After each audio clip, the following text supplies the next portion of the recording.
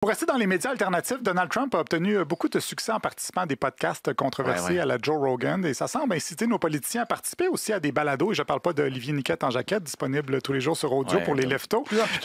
Oui.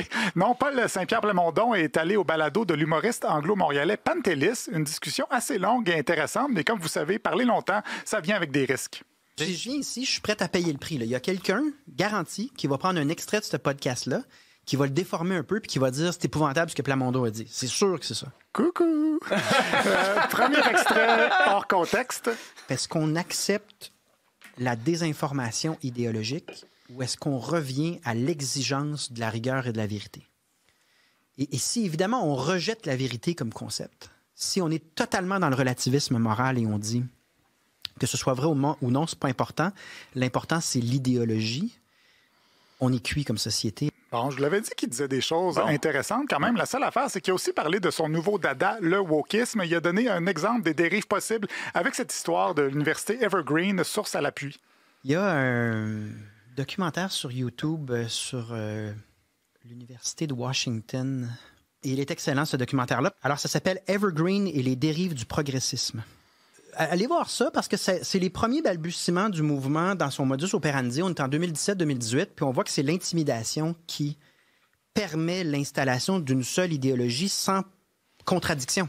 Dans ce Evergreen-là, c'est qu'ils veulent faire une journée sans les Blancs sur le campus. Bon, il y a beaucoup de choses à propos de cet excellent documentaire. La première étant que la description de la vidéo sur YouTube commence avec cette phrase « Disclaimer » parce qu'apparemment, ce n'est pas évident pour tout le monde. Cette vidéo n'a pas la prétention d'être un documentaire. C'est une vidéo personnelle avec un discours politique orienté de droite. Et ce documentaire-là, qui n'en est pas un, a été réalisé par un certain Sanglier Sympa. Donc, on est quand même loin de Ken Burns.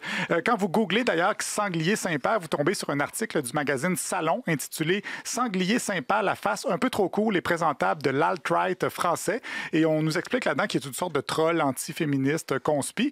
Et ensuite, bon, j'ai pas fouillé en profondeur, mais cette histoire-là de journée semblant, là, ça semble avoir été monté en épingle par un prof de l'université en question qui a monétisé sa nouvelle popularité en devenant un influenceur ami de Tucker Carlson. Donc, j'ai peur que M. Saint-Pierre Plamondon soit en train de se radicaliser sur YouTube comme mes ados.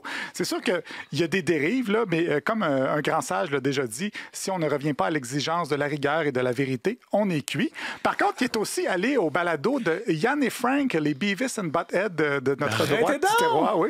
Et il a parlé d'une autre vidéo YouTube. La politique, c'est beaucoup d'adversité depuis toujours. Hier, ça donnait que je redécouvrais un vieux vidéo des années 90.